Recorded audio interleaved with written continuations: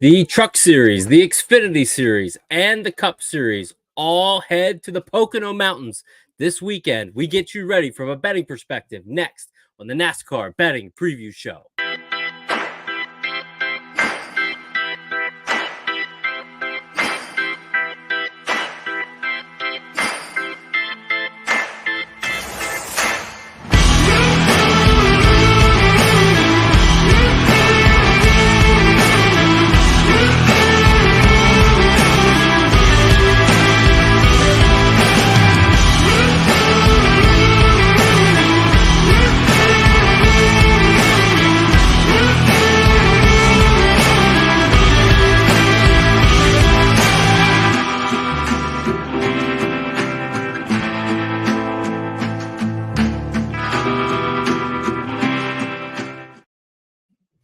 What is up, everybody? Welcome to the NASCAR Betting Preview Show. If you are new on the YouTube side of things, make sure you hit that subscribe button and helps our friends over at In Between Media. Everybody listening on X right now, hit that like, retweet so that your fans and followers can tune into what we're doing here tonight. So I'm really excited. We didn't have a pre-show. Sorry, boys. I had one of my best friends come in town. Got down here right at the nick of time, 2 seconds before we went live. And so it's good to talk to you guys tonight. I'm looking forward to hearing what you guys have to say. Phil of the Full Tank with Phil podcast joining us here tonight. Phil, you are about to get some storms, you and I both, in just a little bit. So how are you doing, and are you ready to go to Pocono? I am ready to go to Pocono. I will be up there for anyone that's going to be there this weekend. Plan is to do the truck race on Friday and be up at the track on Saturday. Don't know right now about Sunday. Doesn't look good for me, but you mentioned the storms, man. The storms just keep following NASCAR around wherever we go, and I'm hoping that they of course it's in the forecast for Pocono, so we got to cross our fingers and hope that that doesn't impact the weekend. But happy to be here, and I'm glad to have Greg on too, talk some shot with him. I am as well. Yeah, I'm looking forward to seeing you this weekend, Phil. It'll be a lot of fun. And Greg, really excited to have you join us here tonight once again. You were with us a couple weeks ago, and really looking forward to hearing what you have to say. So how's everything in your world? Well, the storms are here right now. It is absolutely coming down here in Northern Virginia. But no, it's good. I'm going to be up there Saturday as well. Was debating doing Friday, but it'll just be Saturday. But I'll be up there Saturday. So will you be in the garage? Yeah. Oh, of course. Well, let's connect. I'm making sure. I'm making sure. You know. No. Yeah. Stephen Wazzy's running and going to be making his Xfinity debut. First race up there. So he's going to do trucks too. I was trying to figure out if I was going to come to both, but yes, you are. Helping him out. So I'm going to be up there for Xfinity. I'll be a backup. And you said the family's going with you? Yeah, wife and kids are coming. So we'll be garage and stuff pre-race, and then we'll head out to the stands for the race. So. Well, that's awesome. Well, we'll do a whole little family session when you're up there. That'll be a good time. And definitely, like you said, with what Steven's doing, his opportunities this weekend in trucks and Xfinity, really cool because he tweeted out, was really bummed that he wasn't able to race at one of his favorite tracks, hometown tracks. And then he gets an opportunity to do so. So it's going to be a lot of fun. Now, I do see a question here from our guy, SC, asking, did Mark Harris retire? Skybox NASCAR, for everybody listening. No, he did not retire. In fact, Mark is actually working his day job a little bit overtime. So that boy just needs to keep grinding with that. We told him have the night off. We'll get to some betting and hear what he has to say on the Lay and Coin podcast, I'm sure, which will come out today, tomorrow, or even Saturday. So looking forward to hearing what he has to say. But there's a lot to get into here tonight, and I'm really excited, like I said, to hear what these guys have to say. And, starting with the rapid fire, Phil, I'm going to throw one right over to you because I think from a head-to-head standpoint, a lot of people want to know better finish on Sunday. We're going to go back to where Greg's got his Stuart Haas hat. I want to know Chase Briscoe, Josh Berry. Where are we at? So I did some research on Briscoe because I took a head-to-head where I was fading him against somebody else. So I'll blindly say Berry just because Chase Briscoe in, I think it's like 4 starts or 6 starts, like he just hasn't been able to figure this place out. I'm saying this blind, not looking into Berry's stats. Maybe he's the same, but I just know Briscoe has not been able to figure it out, and he's one step out the door. Not to say that Barry isn't, but I think it's been proven, Briscoe's really just kind of dicking around right now. So it's a toss up, but I'll say blindly Josh Berry. Briscoe with a huge heartbreak for me. My only bets. So I had no bets going into Saturday or Sunday. I was like, I'm not touching the race. I'm not betting it. Well, as gamblers that we are, once the race comes on or right before pre-race, you're thinking, well, what am I going to get a little coin on? And I looked at top Ford and I was like, I'm going to sprinkle a couple top Fords just for a little action on the game. I had Todd Gilliland, I had Chase Briscoe, all wrapped up, boys. And I threw a little ticket on Bell. I was so excited until Briscoe decided, oh yes, water is wet. Tires do not work with braking down in there. So there goes that. And then Gilliland just had a bad pit strategy like the leaders did. So question for you, Greg, because you are wearing the hat. I'm curious to hear what you have to say. Who is the first Stewart-Haas car to win this year? Because I feel like it's coming for one of them. And I'm not sure who yet. Phil, don't give me that look. It could be Daytona. Is it Barry? Is it Briscoe? Is it Priest? Is it Gregson? If it comes, it's going to be at one of the drafting tracks, right? If it happens, it'll be Daytona, Talladega, or Atlanta, right? We've got 3 of them left. If it happens, it's going to be at one of those. They've not been consistent enough as a team. If somebody's going to do it, it'll probably be Barry. At this point, so first off, I don't think Priest has it in him, right? I've not seen it. So I think the other 3 are capable of winning. But Briscoe and, trying to think of the best way to put it. Briscoe and Gregson, they've got rides next year, right? They know where they're going. Yeah. Yep. Priest, as a practical matter, is probably going back to Xfinity. But, who knows, right? Barry can stay in Cup, but he doesn't have the ride yet. Okay. So Barry is racing for his ride right now. So if somebody's going to do it, I think it's going to be Barry. That's basically where it comes down to for me. When you say Barry is racing for his ride, what do you mean? I mean, he's racing to convince somebody that he is. Do you know he's going to Woodbridge? Right. He's at the 21 now. So no, you're right. So, well, so maybe he is racing. Maybe he is racing for his ride. Oh, maybe he's racing for a real ride. No, I forgot he's on the 21. Well, I don't know then. Yeah. Barry, I'd still.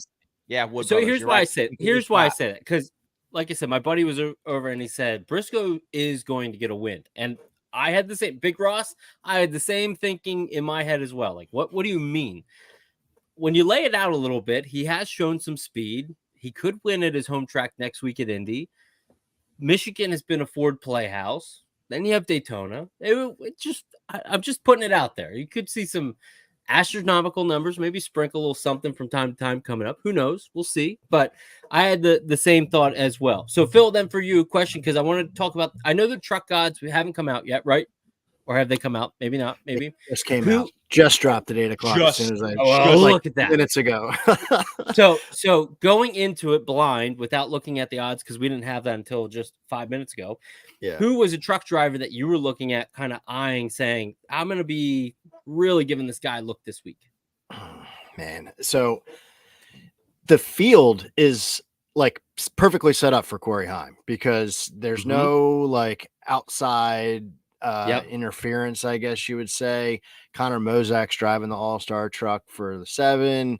I forget who's driving the 1, but it wasn't anybody that got my attention. So I would say Heim is going to be priced ridiculous. The one guy, though, that I will say maybe for a top 5 or in a head-to-head matchup that in initial looks at the truck stuff was Tyler Ankrum. Seems to perform really well here in the course of his career. 5 starts here. I think he's got like 4 top 10s, 2 top 5. So, it's tough in trucks to not have the top 10 option as a gambler, but so that's where I'm kind of maybe looking to see if they have him matched up against somebody that makes sense. I would maybe look to that if you can find a good matchup. So Tyler Ankrum was one that stood out. It's like, wow, he's kind of faded this season, but this track seems to set up well for him. So we'll see if we can find something for him. I like that. I'm going to kick one over to you here, Greg. Win the race. What do they have from a projection standpoint when it comes to the Xfinity Series? Anything noteworthy for, maybe potential subscribers to win the race.info or anything eye-popping to you that you saw on the charts? Well, we just got just got the sim running on stuff, so I've not had a chance to kind of dig through it. Yeah. We got the sim running that is projecting out the fair odds on everything, and I can pull it right now. I kind of skimmed earlier. I'll say, like, across the board, the odds this week are. And I feel like we say this every week, right? Like, Every week. the odds are tough. Every The odds week. are tough. Like, and it just it keeps getting worse. There's nothing that has jumped at me right now that's made me go, oh yeah, that's where I want to be, in terms of Xfinity. I think I want to see a little more on track before I do that. And part of that is because when we go down and we look at it, like, we've got some guys up there, but we don't necessarily know what they're going to bring, right? Like, if you go look at Josh Berry, his stats here are actually phenomenal, across the Xfinity series. Yeah. Okay, but he's in the 15. So what does that mean? Is, we just saw, Logano wheel it to an 8th. So can he do something with it? Maybe he can do something with it. But we're going to have to see what that is. So I want to see a little bit more before we do that, because we've got him, we've got Byron, we've got a couple of names there. So what are we going to get? What are we going to see? I want to see a little more information before I really dig into anything. Yeah, I like it. Well, I'm glad to know that the sim is up and running as of right now, and be curious to hear see what that looks like come, end of the day here at once the show ends. But I'm seeing a comment now from Brian Twining here saying chances we get the trucks and Xfinity on Saturday. Brian, I don't know what you're talking about. I don't like this bad news. Hopefully we have the race Friday and we have the race Saturday. So Phil or somebody, I have a comment on that. Give me a comment, Phil.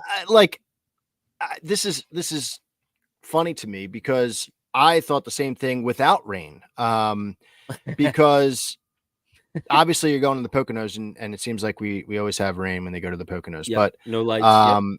We just came out of a race that had to be stopped because of a timer, and you look to the next weekend and the first race is a 5:30 in the afternoon race for the trucks.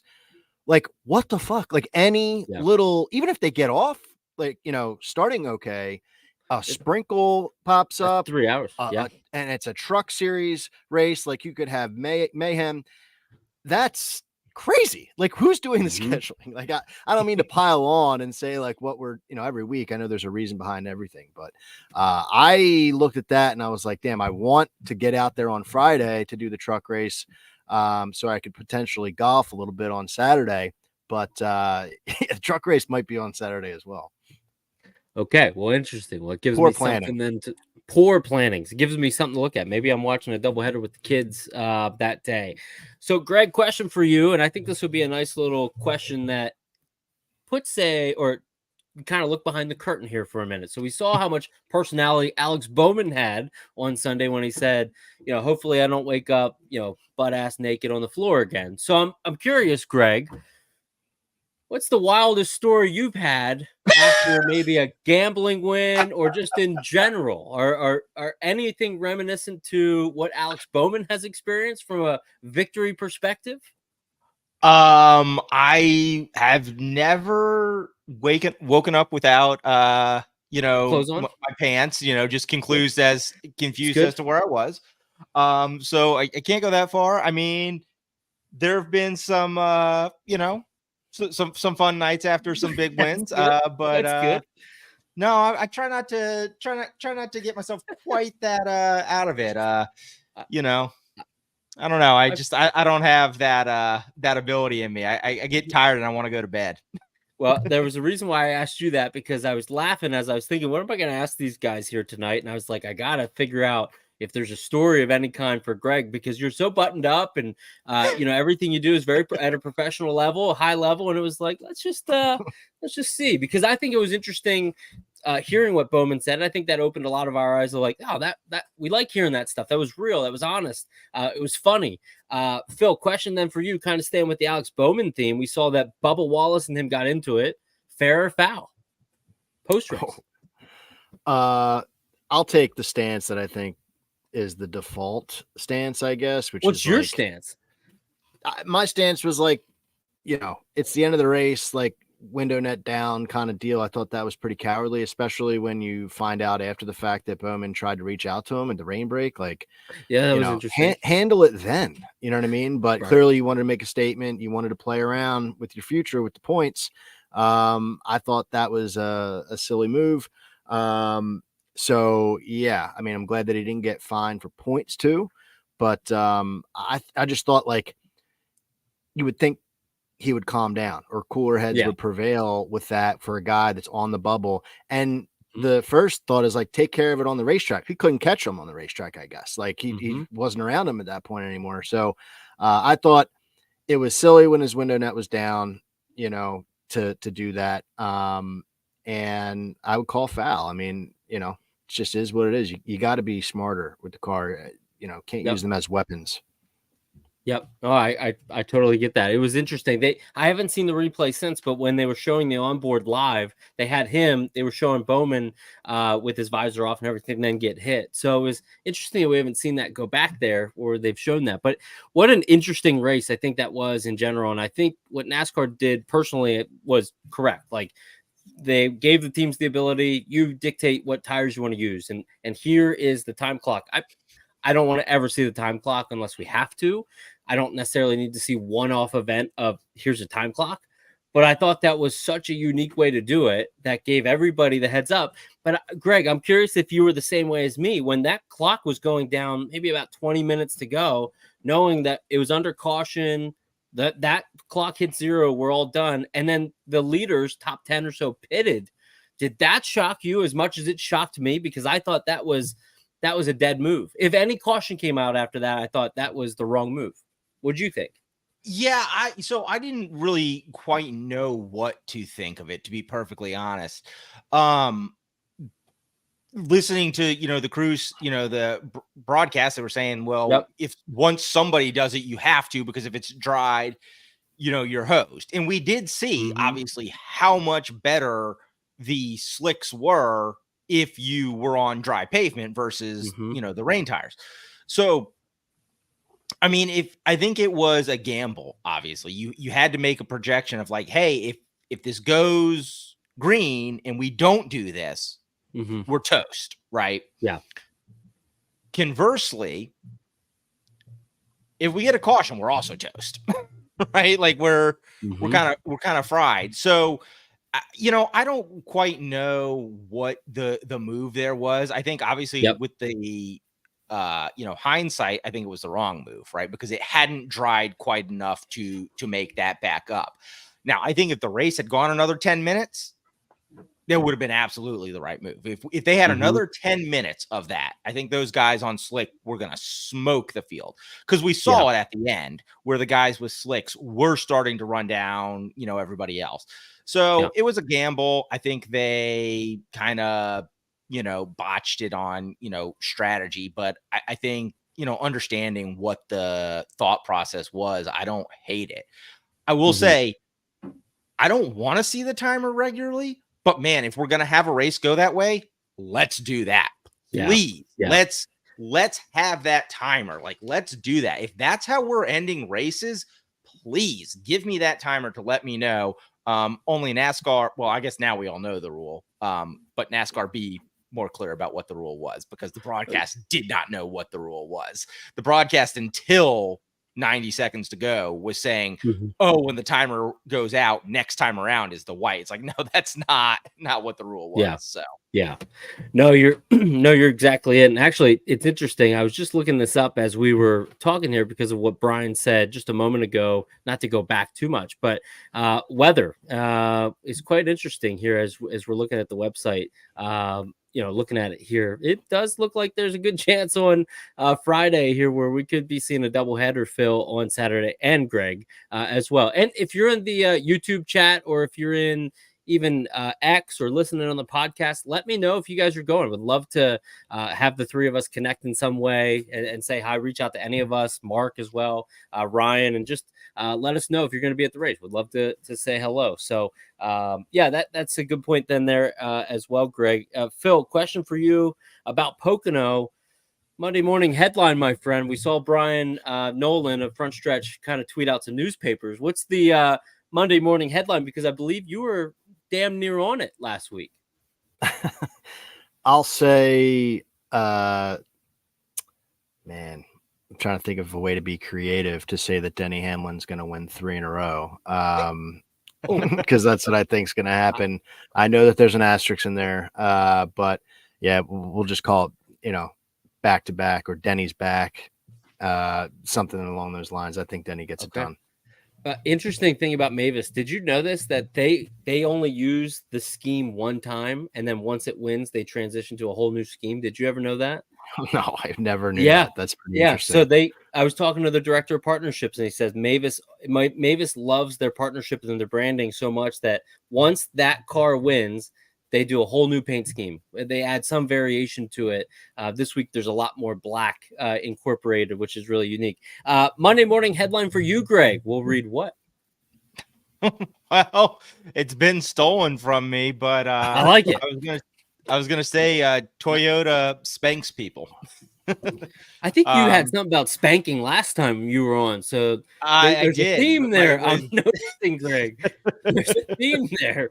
We can leave it at that. Last time was Reddick spanks the field. So this time it'll be Toyota spanks the field. Hey, speaking of Reddick, actually, and I'll leave this to you guys, then we'll move into rapid fire or ride or fade. But what do you guys think of Reddick? Reddick's running so well, not converting on wins, but running so well. Obviously, you can get down in the dumps like he is. He could have won, had the better tires for the last 2 races, had opportunities to win. But Greg, I'll start with you. What do you think of Reddick as he's getting ready to make this obviously leap towards the playoffs? Would you be panicking in his camp, or how do you talk to him in his camp of saying, buddy, you're right there?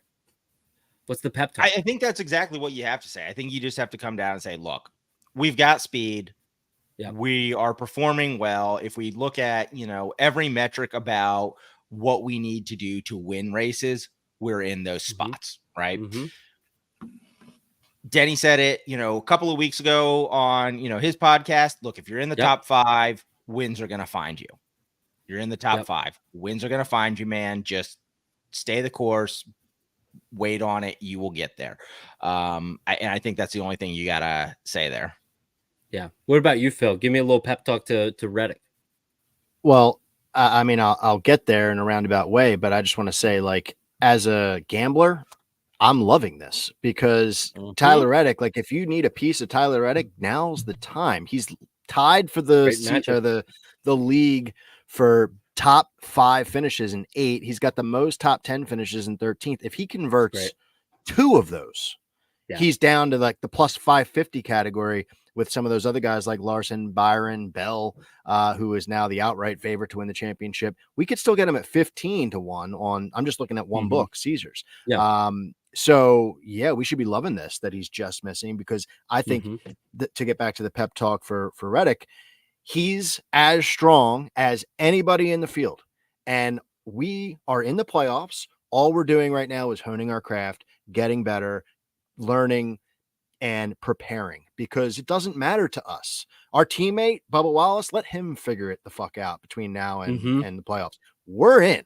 So let's just keep doing what we're doing, and good things will find you, like Greg just said. So now's the time to take Reddick, man.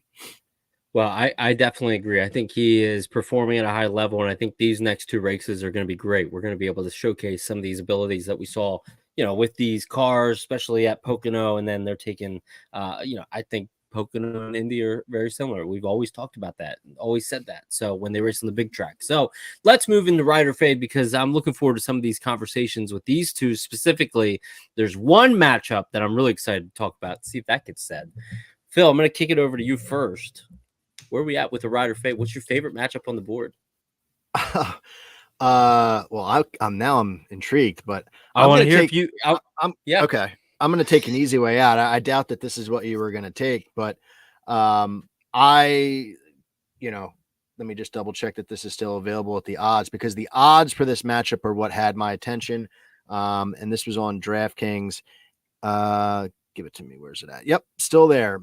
Denny Hamlin minus 120 against Kyle Larson. Okay. This matchup, if you search this, what's up? I like this. I like this. This is great. This is perfect. Go. Say your thing. This is good. I don't know if he's on my side or not, but I hope he's not. I hope he's not. This matchup is like -150, -175, and to see DraftKings have it, I mean, right there, -120.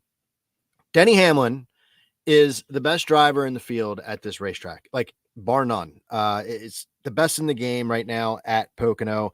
He has 4 wins in his last 10 races. Larson's been here only 8 times because of the COVID season, but he's only got 3 top 5s to show for it. So like a big discrepancy there.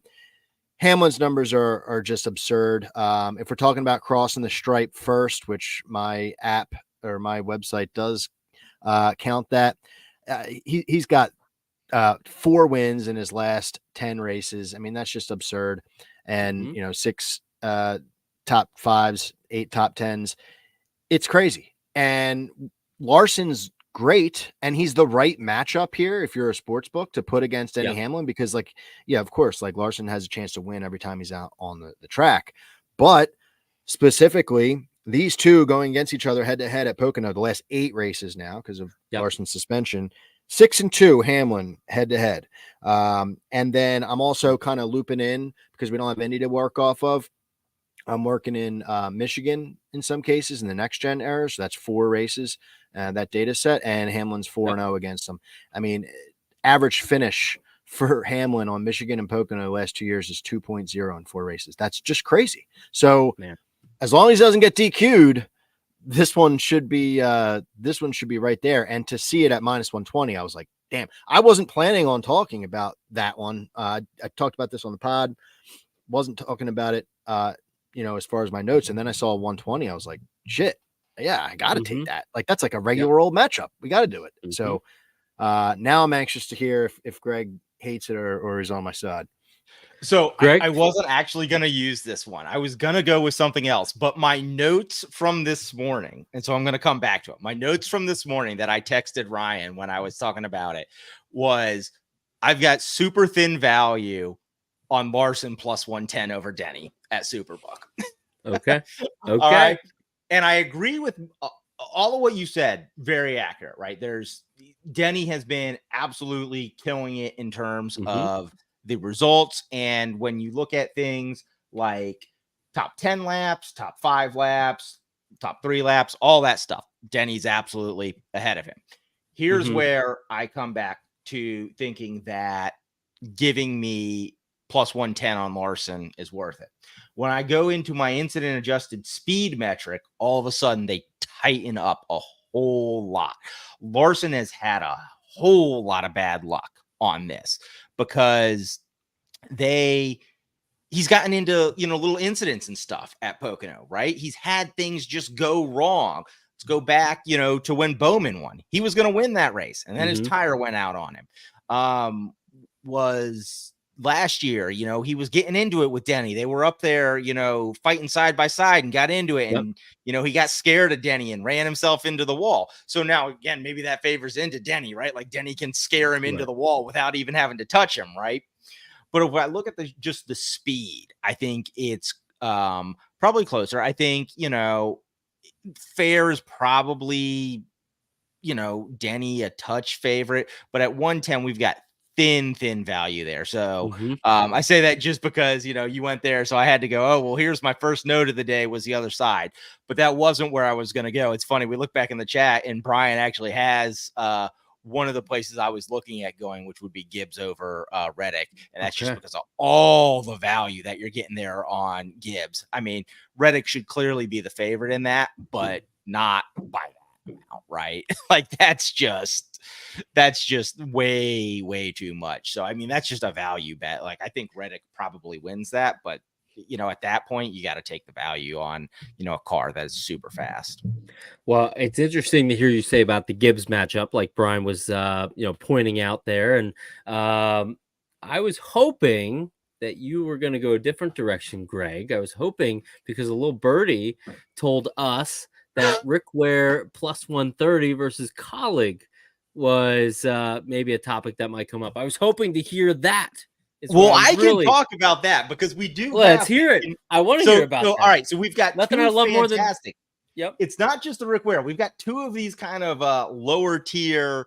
I know I've got a little ear. This kind of a show, lower tier. I'm not going to use what we normally call it. But we got a poop emoji matchup here. Yep. So yeah, the first one that we have is over at Caesars. You've got Rick Ware versus Colleague. Yep. And we have AJ. AJ's racing this weekend. Yep. Yes, AJ's racing this weekend. So, but I think, most of our initial reaction when we hear that is like, oh, that's, Colleague. That's, a no-brainer. Like, Colleague's going to win that matchup all the time.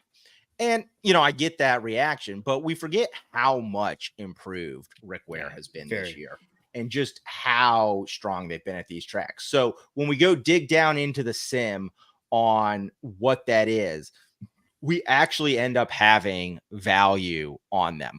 And it's basically all on, Haley, because let's be honest, the 15 is not going to do it. I mean, when we run the sims, the 15 does in theory win the matchup a couple of times. When we dig down into it, basically we've got that matchup. We've got Justin Haley winning that matchup 36.9% of the time, Cody Ware winning it 8.7% of the time, and then the rest spread between Dinger and Hemrick. So yeah, Colleague should still be favored, and that's mostly because the 15 is a non-factor here. Right. But notwithstanding that, we're getting value on it because of just how far that line has moved. I think it was just sitting at 130. I'd have to double check where it is now. But if you're going to give me plus 130 on Rick Ware on that, yeah, I'm going to take that. That's going to be an easy one to do. The other one is not what we would call a not necessarily shit box, right? Emoji. Because we like our boys at Front Row, but we got Front Row versus Spire, and we're getting even more there with some value on that one. So yeah, there were two kind of interesting ones. I'm starting to dig these shit boxes. So what's the price there for the Front Row? I was going to double check where we've gotten to on that because I know they were moving around some earlier. So right now, not taking Front Row. I'm taking Spire on that one at plus 145. Yep. Okay.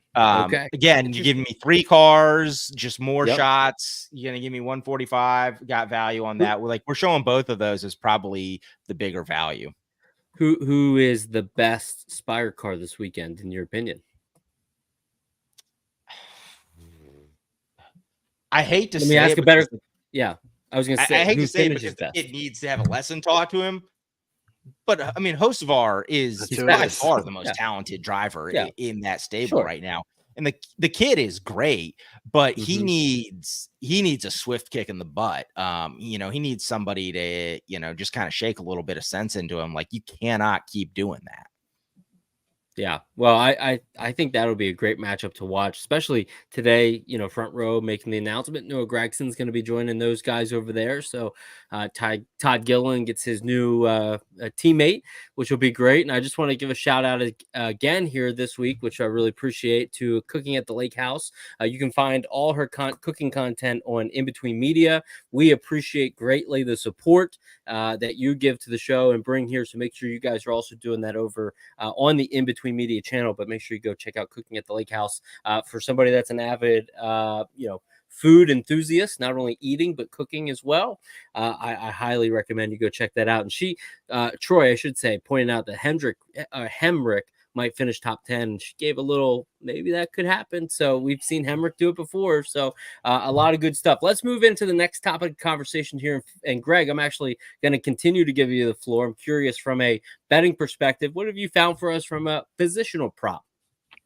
The positionals are the worst market out there right now. I got absolutely nothing on it, to be perfectly honest. I want honesty. That's good. It was painful to go through because this is one of those spots where I love finding some of the value on the longer shop, top 10s in particular, and it's just not there this week. The markets are cooked out. I think we may get some value when it comes, back around after practice. We might see something.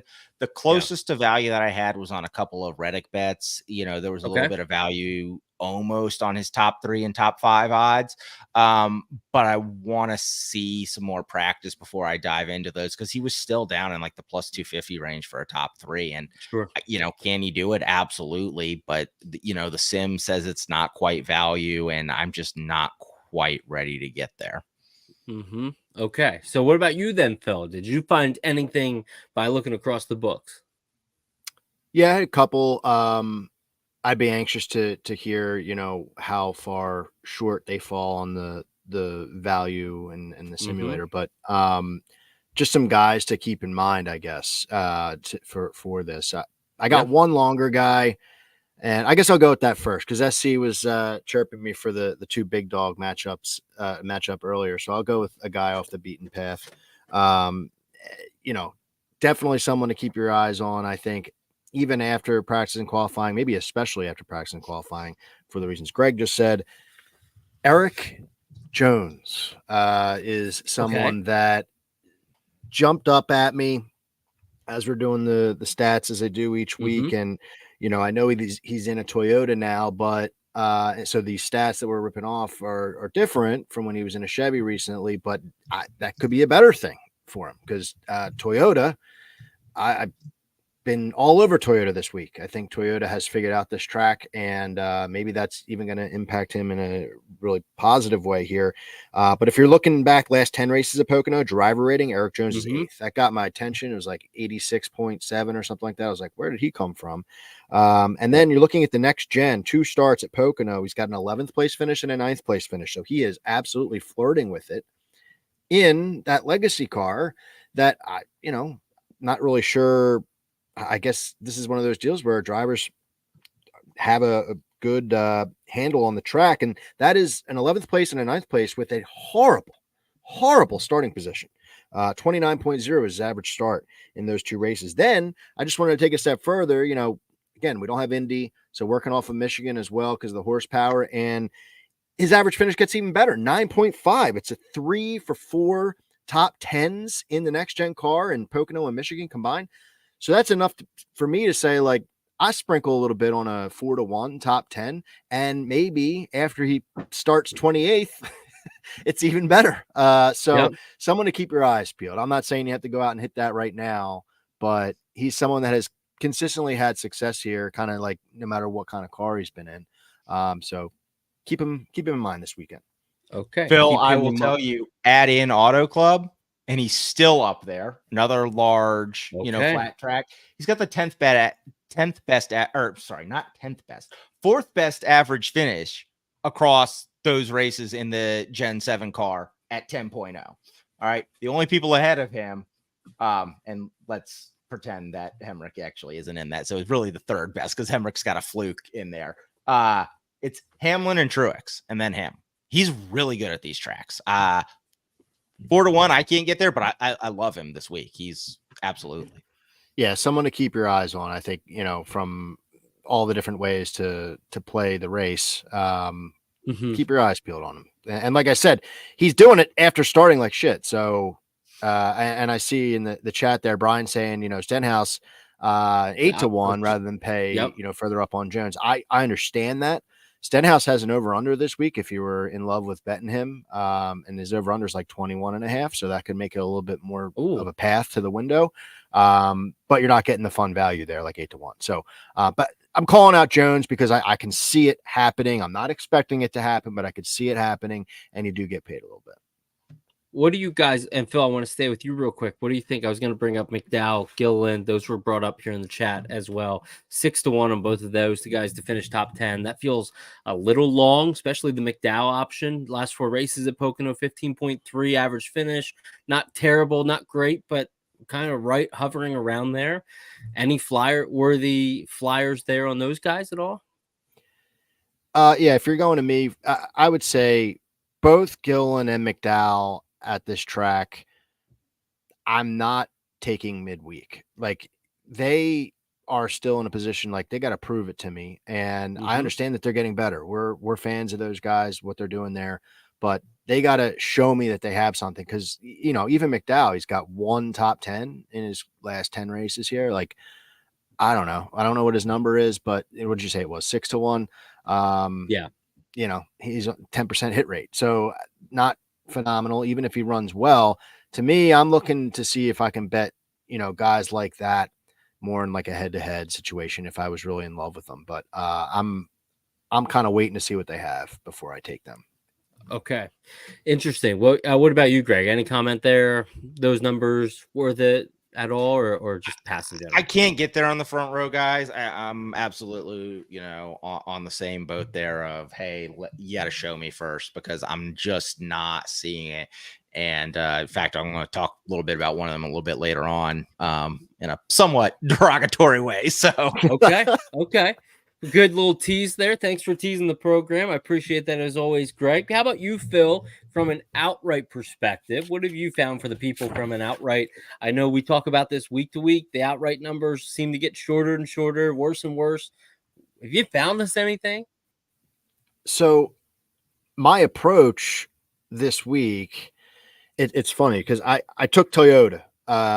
Minus 105 on Caesars. I think that's still available, but that was the best I saw. Yeah, that's the best that I saw. And my approach this week is just like every other. I start the card with a manufacturer pick and then try to bet around them. The thing is, some of the numbers here aren't short. Like, you could take a guy like a Ty Gibbs, 15-1. Like, he's someone that's like ultimate prove it guy. So I would hold back, but like to have him in my camp for Toyota, throwing multiple units down on that, I'm comfortable with that. So to not skirt around your question, I'm seeing guys further down to try to play defense against that Toyota. And, Larson's there, but like, he's too short for me. So I'm looking at guys like Elliott at 15-1. I don't think that he's I trust the Toyota camp this week. A lot of them. That's why I'm taking them manufacturer. But if you force me to try to play defense against it, I think Elliott at 15-1 has some value compared to the guys like Larson. Bowman, he's like 34-1. Show me anybody in a head-to-head matchup I'll take against him just because of the hangover aspect of it. But literally and figuratively. So yeah, and then it's Byron. 11-1 is the best number there. So, Hendrick is where I'd have to go to try to play defense. So I would call out Chase just because of, he's got a 3rd place and a 10th place in the next gen. He won one of those races without leading a lap, which is trash. But he's 7th in driver rating. And, if you compare it to Michigan or whatever, he's better here than he is Michigan. So it's like, all right, if I'm going to take him on one of the bigger tracks, I'll go Chase. So Toyota's my pick, but for a straight up regular outright pick to play defense, I'll go with a 15-1 player. Chase. Okay, you're going to go with the 15-1 there. And I apologize for anybody listening if it is cutting out at all. Might just be on my end. I know we have storms rolling through, so I apologize for that. But Greg, I'm going to throw it over to you. What have you found from the outright market? Well, I took Toyota. That was my outright. I put 2 units on it. Good. If we look at the outright market, right? Obviously, Denny is rightfully the favorite. I can't get to him at 4-1. When we were talking about things in the Win the Race Discord before odds came out, I said I wanted 10-1 on Reddick. We only got 8-1. We're showing value being at 845 on Reddick, so we're not quite there on Reddick. But then if we look at the rest of the Win the Race pre-qualifying ranks, okay, we've got Denny as, the favorite, as, one would expect. But 5 of the top 7 are Toyotas, okay? This is Toyota's race to lose. And if you're going to give me even money, which you can get at the Canby books, or even minus 105 at Caesars, absolutely, that's where I'm at. That's going to be my outright for the entire week, is just taking that and go on it. If you look at the books outside of Caesars and Canby, it's sitting at -115, -125 most places. So you're going to give me that value? Yeah, I'm going to take it and be happy with it and just, be content on the weekend with that. Okay, so then you guys are aligned for sure. I'm seeing some comments here. Chris Perry says the 17. Brian's talking about Toyota. So it's interesting. Pepper, the maybe HMS guys. So it's just going to be interesting to see here what happens. 24 wins. So I'm looking forward to it, especially at this racetrack. We saw last year. I don't know if you guys watched the replay of the race at all back, but it was interesting with all the wrecks we had going into turn one was one thing. Kyle Larson coming back and then kind of getting it taken from him to a degree with Denny putting him in the wall. I know Denny said he didn't touch him, but putting him up there. And it was just a wild race, but it also showed the strategy. They were racing to lap 120 of 160 just to get there so that they can make the pit stops. Whoever made it first, as we saw even like last week, whoever was on the right side of that. So really fascinating stuff with that. I'm going to throw it over to you, Greg, from a best bet perspective. You teased a little something. I'm wondering if you're going to go back to it. Yeah, so that's my best bet is going to be talking a little bit dirty about our boy Todd Gilliland, but you can get this at Caesars or Superbook, and it's a group bet. It's going to be Josh Berry over Briscoe, Gregson, and Gilliland. You can get him at plus 270 at Superbook, plus 260 at Caesars, and not either of those are value if you can get him. All right. Barry has been fantastic at these tracks in the Xfinity Series. All right. So again, when I'm talking about these tracks, I'm talking about the long flat tracks, not the drafting. So Auto Club, Michigan, and Pocono. All right. Xfinity, 81% of his laps in the top 10, 5 of 6 top 10 finishes, 46% of his laps in the top 5, 4 of 6 top 5 finishes, 30% of his laps in the top 3, 2 of 6 in the top 3. Average running position, 6.77, better than anybody in the series down in the Xfinity level. All right. Obviously, we're moving up, but he's been fantastic here. He's getting seat time. All right. So he's going to have more time. Seat time's never a bad thing. He's running the 15. This track hasn't been great for Todd Gilliland in the Cup Series. Yeah, he's got 4 for 4 finishes in the top 10 down in the Truck Series, but his best finish at one of these tracks in the Cup Series is a 15th at Pocono last year. The only other finish that's better than 20th was a 17th at Auto Club. He just hasn't had great finishes here. Briscoe, again, strong history outside of Cup, but Cup has not been good to the 14 team. The best finish at any of these tracks was Michigan in 21. And since then, it's only gotten worse. His best finish at Pocono is a 15th. Otherwise, he's been in the 20s. So this has just not been his track either. Gregson, again, good in the Xfinity Series. Not so much in the Cup Series. The best finish in any of the tracks for him in the Cup Series is a 22nd. So, I mean, Barry only has the one start here, and it was, in a Hendrick car. So it's not really a great comparison right now for him. But if I just look at his numbers in the Xfinity Series, his numbers in the Xfinity Series were better than every one of those guys in the Xfinity Series. And I think he's just in a better position right now. So I'm going to take him at plus 270. Okay, taking him at plus 270. Looking forward to hearing who in the chat is taking that as well. Phil, what have you found for us? Well, first, I just want to respond to Jesse's question there about taking matchups before qualifying. I mean, I was going to type it out, but you were coming right back to me. It's just, I do that often. And to me, it's more about, feeling like you have value on a bet. I know Brian said just, positive CLV, like what you think you can be able to get. So it's trusting the driver, but it's also trusting your own research. You're putting the money on them, but also kind of yourself, like you're researching the right stuff to predict where practice and qualifying is going to go.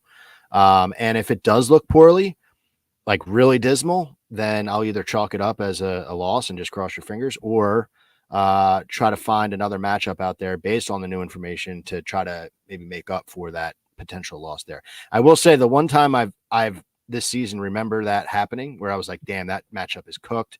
It was based off of Brad Keselowski practice session, and I had him, and I was like, damn, he's cooked. This bet's done. I tried to find something else, and and try to go against him to make up for it. And of course, he goes out and he finishes like top 10. So yeah, sometimes it's just about trusting yourself. Anyway, the matchup that I was going to call out here was this is kind of a pick your poison thing. I'll let Greg choose which way he wants to play it, but over under here on Caesar and or a top 10. So Bubba Wallace, his number is 14.5. And I just think that number's too high. Number's too high. Now Caesar's is hitting you with a minus 140 on it. So you're paying for it. He's plus 160 best value on FanDuel for a top 10. So it's about, if you like Bubba this week, which I have kind of convinced myself that I do, it's just about how conservative you want to play here. But if you look at his last 10 races at Pocono, you can clearly see on paper his career progression. Like horrible 6 races in a row. And then the last 4 races have been very good. 4 straight top 15 finishes, winning this bet for us. 3 straight top 10 finishes at Pocono. And the next gen car, he has a 10th and an 11th. So he's right there for that top 10 number. And then if you include Michigan, he has a 2nd place finish at Michigan as well. So this type of racing, I never really, I don't know, maybe when we come to these tracks, I realize yeah Bubba's pretty good here, but it's not what I think of when I think of Bubba Wallace. And if you really want to stretch to Indy, when they were still going there, he's got 2 top 10s and 3 starts in his time at Indianapolis. So still speed rating, the 2 races at Pocono is a 12th and an 8th, 9th overall. So what you're hearing me say is nothing over 14.5. I think 14.5 is just too high. So I'm more conservative with that kind of stuff. I'd rather take like a top 14 for us here and see how he does, but he's been pretty strong, and it's another Toyota car that we're talking about here. And so I could definitely back anyone that's like, top 10, I'm going for that, plus money. But for me, the over under on the Caesars speakeasy there, 14.5, I'll take it.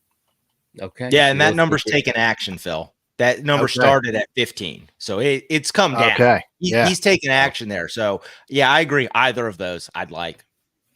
Interesting. Okay. Well, good. Well, I always appreciate hearing what you guys have to say and kind of the conversations that are had in the chat and on the X or Twitter side as well. So, Greg, I'm going to let you lead us off here. How can everybody support what you're doing? I always appreciate talking to you, and glad you're able to join it here tonight. Yeah, absolutely. So we've got all of our content over on wintherace.info. We've got, daily fantasy stuff. We've got our betting stuff, the Sim Center to give us, that data, runs 10,000, sims of the race to give us fair value and everything. So we've got that over at wintherace.info. I'm personally on X at gmathern84. I like it. What about you, Phil? How can everybody support you? Yeah, you can follow at Full Tank Phil on Instagram. That's where we post the cards on Sunday morning, and on Twitter or X as well at Full Tank Phil. The podcast is Full Tank with Phil. So give me a look on there. We'll be doing trucks as well under the NASCAR Betting Preview podcast umbrella. And let us know who you're on. Give me a look if you're up at Pocono this weekend. Hopefully we can catch some folks up there. And last thing I'll say, SC through Ryan Blaney Love in there. Last time I was at Pocono, I bought a 21 Wood Brothers Ryan Blaney shirt, and he won the race. So I'll be bringing that with me, and maybe trying to find a way to take old young Ryan Blaney there. So definitely follow Phil on Instagram, X, follow Greg as well. And follow me at Derek Yoder _X. Follow the podcast at the NASCAR Betting Preview Show at NASCAR BPS on X. Make sure you subscribe to it. Help our friends over here at In Between Media and Custom Patch Hats. Can't thank them enough for everything that they've done for Front Stretch and giving us these nice lids and the polos. So you'll be seeing all of our Front Stretch representatives decked out in custom patch hats attire. So, gentlemen, I always appreciate it. Looking forward to this weekend. Everybody enjoy Pocono, and we'll see you next week for Indy before the Olympic break.